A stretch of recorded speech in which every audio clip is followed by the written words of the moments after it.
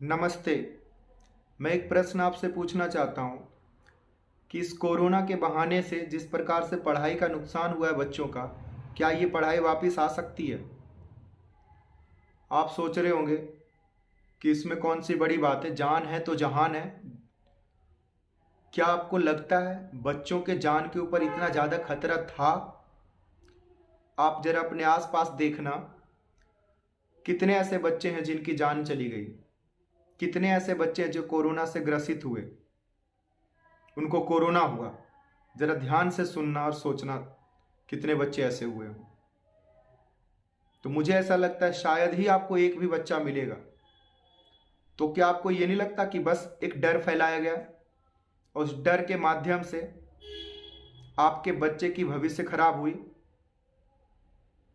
जो सिस्टम देश का चल रहा था वो तो चलता ही रहा। कहीं पर किसी सिस्टम को कोई प्रॉब्लम हुई? टीचर को सैलरी मिलती रही, डॉक्टर पैसे कमाते रहे।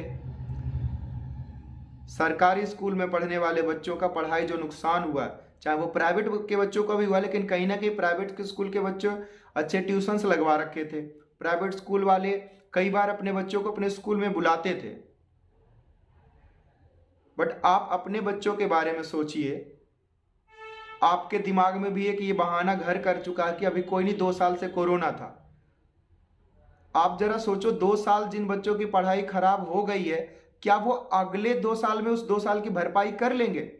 अगले 2 साल में फिर वो अगले क्लास की पढ़ाई करेंगे या पीछे का पढ़ेंगे? आपके बच्चे हो गए पीछे और 99% गारंटी है अब आपके बच्चे नहीं सुधरने वाले। 1% मैं इसलिए दे रहा हूं कि क्या पता बच्चे आपका मेहनत करे, बेहतर हो, होशियार हो, तो वो कर भी ले। बट जो पीछे हो गया सो हो गया पीछे। अगर आप अपने बच्चों के लिए बड़े बड़े सपने देख रहे हैं कि आपके बच्चे ये करेंगे, वो करेंगे, ऐसा पढ़ेंगे, तो आप उन बच्चों का जरा हकीकत देखिए। आप उन बच्चों को पूछिए, 4 क्वेश्चन पूछिए, देखिए उसका टेस्ट कीजिए, नॉलेज कितना है। उसे जिस क्लास में वो पढ़ता होगा ना, उसे 2 क्लास पीछे क्लास के भी क्वेश्चन सॉल्व करवाइए, देखिए कर पाते हैं। अगर आप ये चीजें नहीं कर पा रहे हैं तो आप अपने बच्चों को मेरे पास लेकर के आइए, मैं उसको आपको बताता हूं कि आपके बच्चों को कितना आता है। बहुत सारे पेरेंट्स को इतनी खुशफहमी होती है, नहीं नहीं हमारी बिटिया तो बहुत अच्छा पढ़ती है, पास हो जाती है हर साल, एक भी साल फेल नहीं हुए। अरे इन सरकारी स्कूलों में पास होने का भी कोई मतलब सा रह गया क्या? न पेपर होता है। 8वीं तक तो कपिल सिब्बल साहब ने ही पास कर दिया सबको। अब 9, 10, 11 तो किसी का ना पेपर, अगर किसी का पेपर हो भी गया तो टीचर ही आकर के बता के जा रहे हैं। तो ऐसे में पास होने का कोई मतलब रह गया क्या? कुछ है ही नहीं नॉलेज। और आप पेरेंट्स एक अंधकार में जी रहे हो कि आपका बच्चा बहुत अच्छा पढ़ रहा है जी, बहुत बढ़िया पढ़ रहा है, अच्छे अच्छे ट्यूशन भी लगा रखे। हकीकत नहीं है। हकीकत यही है कि 2-4% बच्चे ही बढ़िया पढ़ रहे हैं और 50% बच्चे तो ऐसे हैं जिनको अपने क्लास का कुछ अता पता नहीं है। वो चैप्टर के नाम नहीं बता सकते, चैप्टर के अंदर की चीजें तो भूल ही जाओ कि बताएंगे वो कभी। 50%, उस 50% में 30-40% ऐसे भी दुर्भाग्यशाली बच्चे हैं जो कि रीडिंग तक नहीं जानते। ऐसे में उन बच्चों का भविष्य खराब हो चुका है और हो रहा है। आगे बच्चों का भविष्य खराब ना हो तो पेरेंट्स आप सतर्क हो जाइए, जागरूक हो जाइए, पढ़ाई शिक्षा के पावर को समझिए। अगर बच्चा आपका एजुकेटेड होगा, पढ़ा लिखा होगा, तभी वो अपने जीवन में बेहतर काम कर पाएगा। जो भी वो करेगा कई गुना बढ़िया करेगा जब वो शिक्षित होगा। और कहीं ना कहीं इसकी जिम्मेदारी आपको ही जाती है। आप उसके माता पिता हो, जननी जनक हो, आपको ही ये चीजें करनी है। अगर आप ये चीजें नहीं कर पाते हो तो ऐसे में तो समस्या है। इन्हीं समस्याओं को ध्यान में रखते हुए मैंने अचीवर्स एकेडमी में हॉस्टल की व्यवस्था की है, जहां पर कि बच्चों का रहना, खाना, पढ़ना, खेलना, कूदना, ये सारी चीजें मात्र 3,000 रुपये खर्चे में हम करवाते हैं।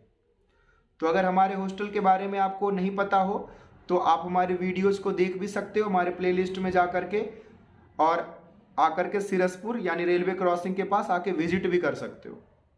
दिल्ली में हमारा ये हॉस्टल है, समयपुर, दिल्ली। तो इसीलिए हमने ये करा ताकि बच्चे जब हमारे पास रहेंगे तो उनमें लगातार जो है सुधार होगा, वो बेहतर से बेहतर और चीज़ों को कर पाएंगे। क्योंकि सरकार ने तो भाई बेड़ा गर्क कर दिया बच्चों का, और पेरेंट्स एक अंधकार में जी रहे हैं। कोई नहीं, अगले साल से पढ़ लेगा। अच्छा कोई नहीं, अभी छुट्टियों में लगवा देंगे इसका ट्यूशन। बात ट्यूशन की नहीं है, बात पढ़ने की है। आपका बच्चा ट्यूशन जाए या ना जाए, स्कूल जाए ना जाए, मुझे उससे कोई फर्क नहीं पड़ता। फर्क इस बात से पड़ता है कि आपका बच्चा पढ़ रहा है क्या।